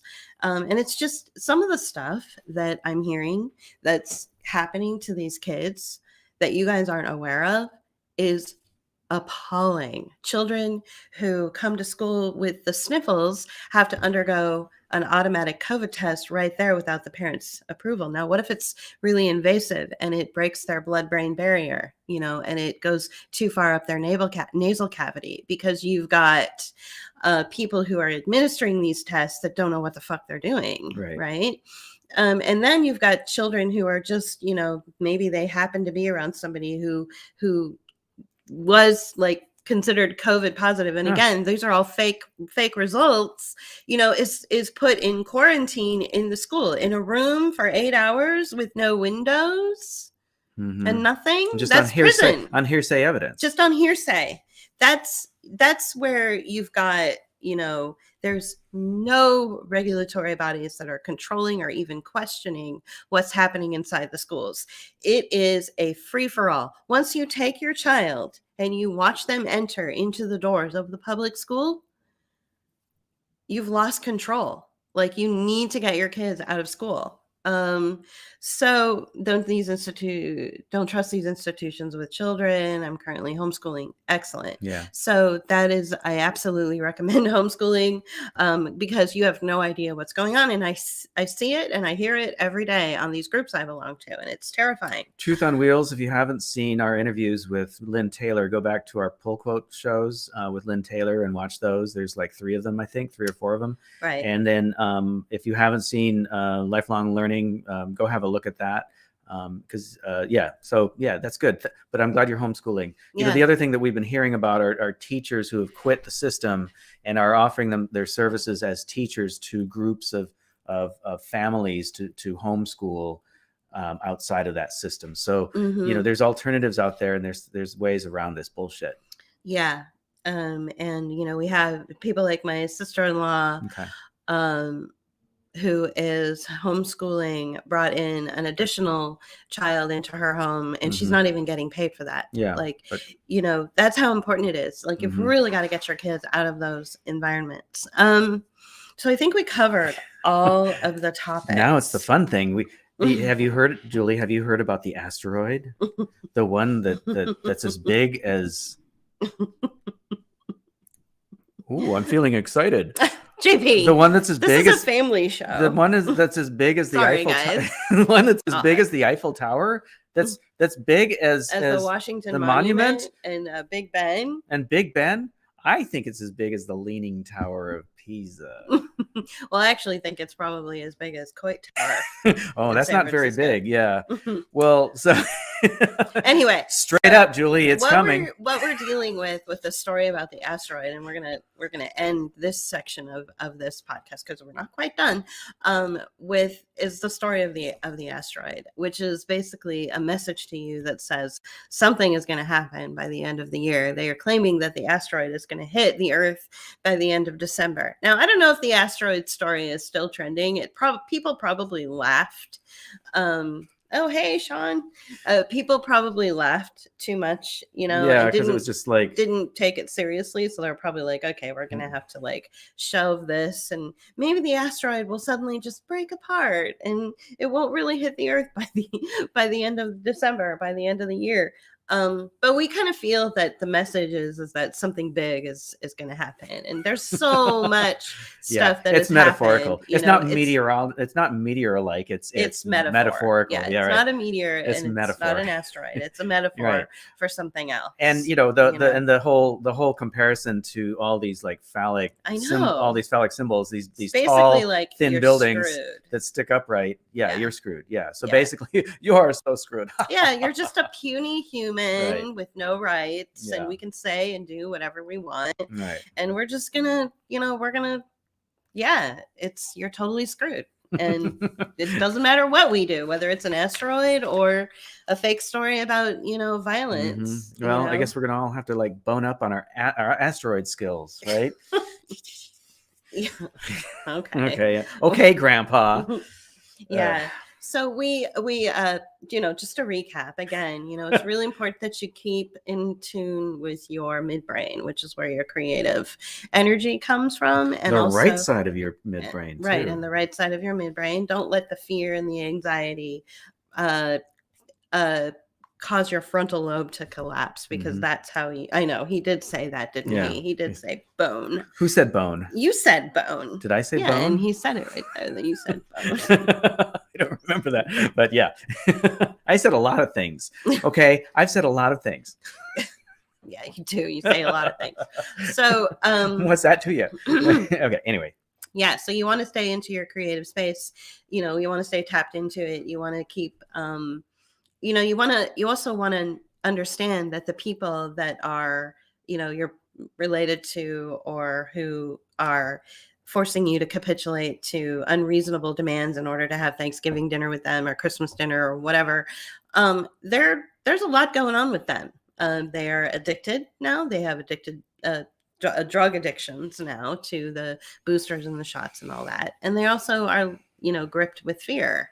They're afraid of you. So it's hard to reach people like that when they're in such an irrational, delusional state. It's actually kind of dangerous to try to negotiate with someone in that irrational place. It could put you in harm's way.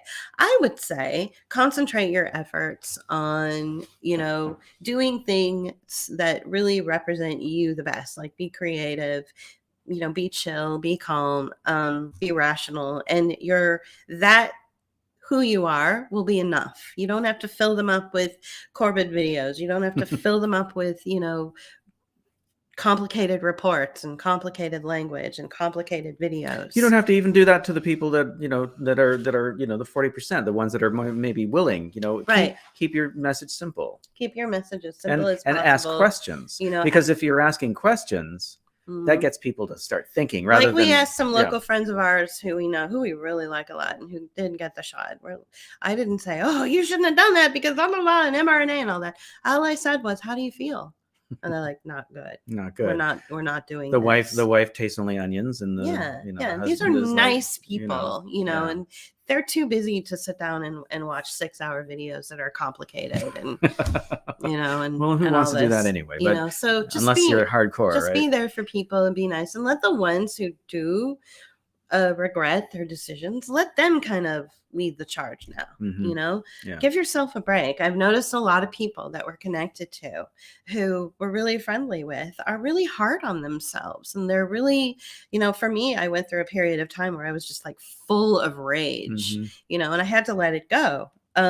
So give yourself a break and let others who do regret their decision, let them pick up the torch, take the mantle. They're the ones that are probably going to make a huge difference in a lot of this. Yeah. So speaking of people who've made a difference in people's lives, we wanted to just give a special shout out to David Whitehead. Yeah. So I don't think he's probably not watching, but he's a fellow Rokfin producer. He has a program called Truth Warrior. He's in Canada. He's had us on a few times on his show. We had him once on ours, or twice maybe. We're going to bring him back. But anyway. And, he's the reason that Pull Quote even formed and started. He's one of two people who basically got Pull Quote started. I think. And he's been really instrumental in helping us and guide us, like he helped us with Rokfin and all got that. us on Rokfin and he's been very supportive of us. So we want to do a shout out to follow him. Go to Rokfin and sign up for his stuff. I think he was taken off of YouTube, but you can he was probably, taken off I think of you can YouTube. find him on other channels like BitChute and some of these others. Yeah, he's on a ton of channels, which we're not. But he's also on Twitter, DW Truth Warrior, I believe. And he's on Rokfin. And so we really wanted to express our gratitude for David Whitehead. He was really helpful, and he's really kind, and he's got really excellent positive energy and light. He's definitely the warrior type. It's a good name for him, and for sure we really appreciate him a lot. And so last but not least, this week was Giving Tuesday. So Giving Tuesday, we let it, pass by. It's usually it's always the Tuesday after Thanksgiving where people rally together and say, donate to this cause or donate to that cause. But JP and I wanted to take some time and really formulate an idea about a fellow artist, and how we would, what we wanted to do for Giving Tuesday. So instead of doing it on Tuesday, we decided to take this opportunity and do it on this for this podcast, knowing that we would have more viewers and get people to not necessarily give to us for Giving Tuesday Saturday, but to help a fellow artist, a friend of ours. Help a fellow artist who is an extraordinary individual. And would you like me to read? Okay, I'm gonna read a little something. That'll destroy it. Sorry about the light. But so JP and I first met our friend Juniper Kozlowski about 20 months ago. We immediately found a connection with her because of her skilled artistry, her simple life, and careful placement of light and depth in her photography. Juniper is quiet, humble, and what I like to call a modern pioneer woman. For 20 years, she rented a wooden structure on a plot of land that was privately owned. She took that wooden structure, which was basically a shed, and converted it into a home for herself. Just as the pandemic hit in 2020, she, like so many others, found herself facing an unlawful eviction. But despite this sudden interruption in her 2 decades-long living arrangement, she was still able to keep her gardening business going. And not only is Juniper a skilled artist, but she also runs a fairly successful gardening business where she landscapes and tends to the small, bucolic community in Vermont in which she lives. She hires herself out for the needs of the local managerial class who've come to appreciate her green thumb and talent. And during the winter months, she typically works at the local ski resort to earn extra money. But because of their new COVID policy, Juniper is unable to be a part of the seasonal staff. Facing eviction and now unemployment, Juniper is unable to be a part. Juniper is unable. Okay, so facing eviction and now unemployment during a time when she needs an income most of all, somehow she was able to find a similar living situation where she fixed up an old wooden structure and turned it into a home for herself and her dog, Lil Stormy. Juniper is facing enormous challenges, more than most. She does have shelter, thank goodness, but in order to have heat and electricity, she has to use her car battery to run power, and this will simply not do. What Juniper needs is a little help getting her space wired for electricity and heat. The snow has already come, and with her car battery already dying once this year, it's important that she not only have a car so she can go get supplies, but also that she has working electricity in her home so she can plug in her phone and laptop and keep herself warm. So to help Juniper out, you can buy some of her artwork or you can make a donation. And if you're not comfortable with making donations online through her PayPal, we will ask permission to share her address with you so that you can mail her a little something the old-fashioned way. So let's take a look at Juniper's website and her Facebook page. Okay. So this is her Facebook page. I don't know if I have her fine art page open. Yeah, you do. It's under home. Oh, under home. Okay. All right. I wish I would have shared that one first. Okay. Yeah. So we have her site, which you can actually order. I believe you can order from her site directly. Her PayPal is juniperkozlowski@gmail.com. So please send her a little money, what you can afford. Yeah, and we'll put that in the show notes. To her PayPal page. or go to her. And you know what? She also has an Etsy page where you can purchase her artwork as well. The other thing that she does that you might be interested in is she does pet portraits as well. So, if you have a doggo or a kitty and you want a portrait of your pet, she does that as well. If which would be something special and specific for your your particular life and your pet. But she also has lots of things that she's done, portraits. Sorry, not portrait. Landscape and objects in natural settings. As well as charcoal landscapes and all kinds of things. Right. Pastel landscape too. Oh, Yeah. coming soon. Okay.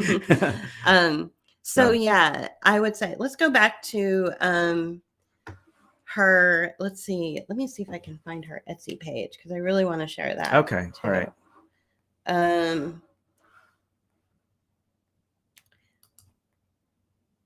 So her yeah.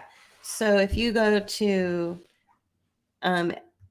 Etsy, and it's Juniper Kozlowski Art. So go to Etsy.com. And I don't know if it's the backslash thing, but you can try it. Or you can just go to Etsy.com and type in Juniper Kozlowski Art. Okay, hang on a second. Let me try that.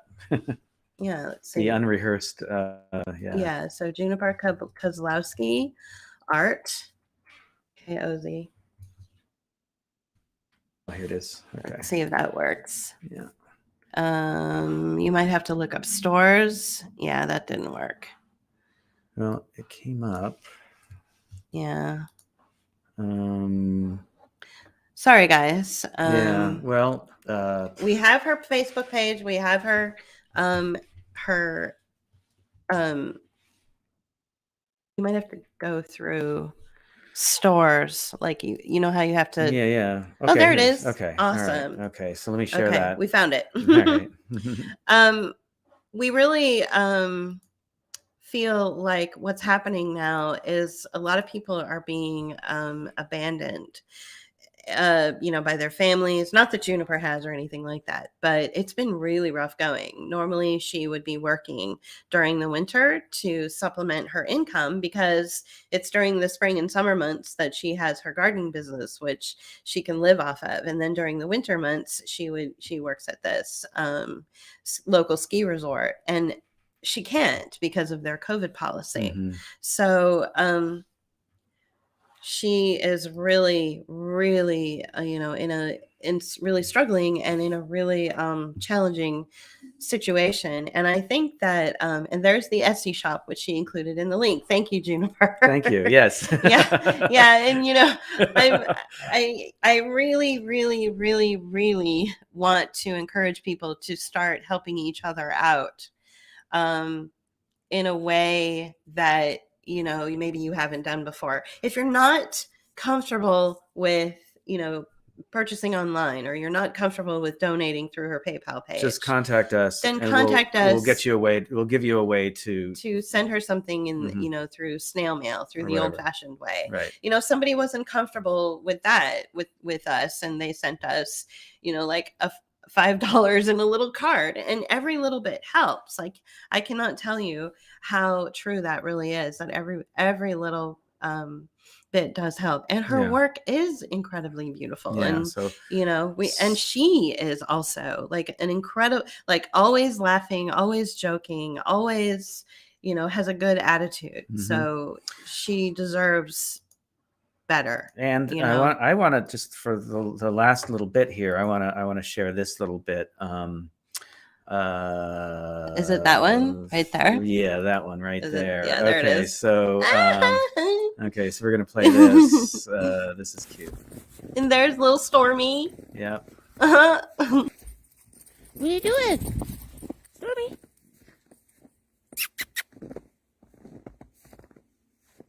Come on.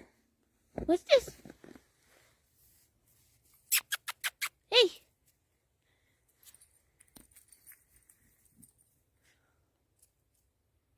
You like the snow?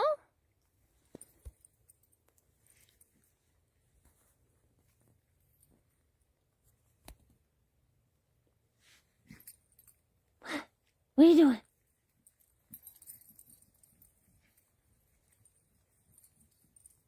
Uh-oh, she's gonna go eat that mouse.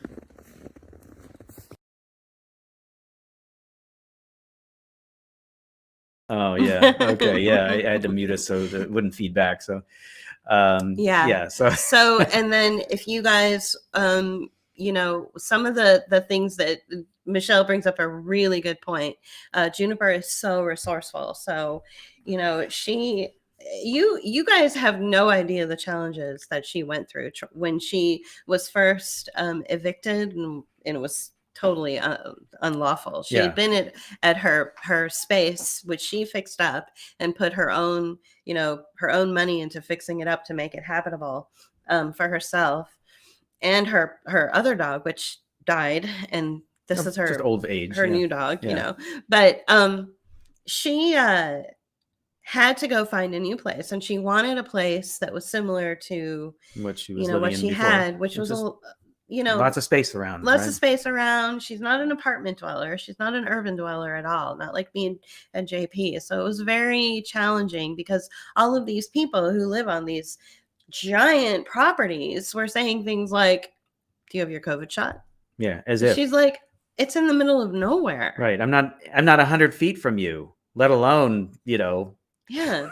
So she finally found a place, and it was just, it was a bit of a wreck. And she spent, you know, she hustled and she fixed it up, and she is so happy there. And I don't want her to lose it. She needs to make her rent. You guys, can you please help her? Like, send her a donation through PayPal. Buy some of her artwork. Yeah, she needs help to get she needs to help to get the electricity. I think there's a solar thing associated with it. And no one wanted to come out and help her with that because, you know, there was no money in it. So she's literally, you know, heating her own space, and you know, and her only source of communication is through her phone.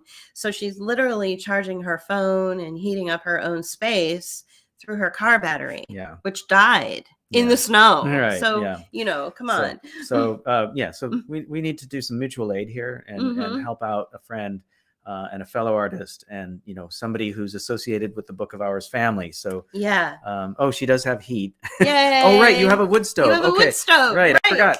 I remember seeing that. It's a beautiful little wood stove. So so she has heat. Okay, that's good. Right. But and JP and I have camping equipment, and we are gonna, like, in the summertime, we have lots of plans coming up. There's all these places we want to go, but especially now that we live on the East Coast. But we would love to go camping on her. Okay, Frida, we will absolutely do that. We will email you. So this is new to me that Juniper, that Julie wants to come camp on your place. So. I do. Okay.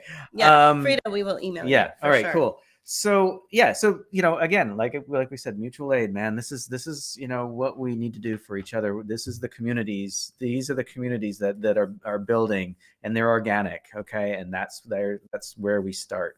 So yeah, it is. We really have to look out for each other. You know, it's really interesting.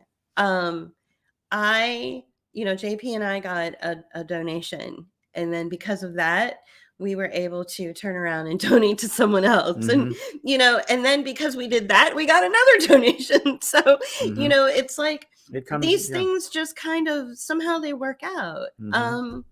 You know, and I really feel that people like Juniper in particular, who have been holding the line, staying true to their own values, who are still tapping into that creative energy and not letting fear keep them from being creative. I mean, everything that she has done, she's done it the right way. Even when people at her local co-op attack her, she has so much grace and so much dignity that she knows, you know, how to deal with that. And, you know, we are going through to say that's easy, because we know that. We know that from personal experience. I'm sure we failed. Well, you know, whatever. No, we find ways around too. I mean, everybody has workarounds and ways that they deal. But like Julie said, through grace rather than through blah. Yeah. Right. Right. So I think let's all rally around Juniper, please, because I really don't want her to lose her space for purely selfish reasons. 'Cause I want to go camping there in the spring and summer. Yeah. Cool. So, Well, we are heading up on the 2-hour mark. Can you Yeah. believe that? yeah, We I can actually. There- We covered a lot. Bookmark used to be an hour program. Yeah. Some Yeah. scope creep came along, I think, and Yeah. extended it. But this, Yeah. so we're It's almost like at 2 dark hours. outside I know it's now. dark already. So, Yeah. all right. Well, folks, thanks for joining us.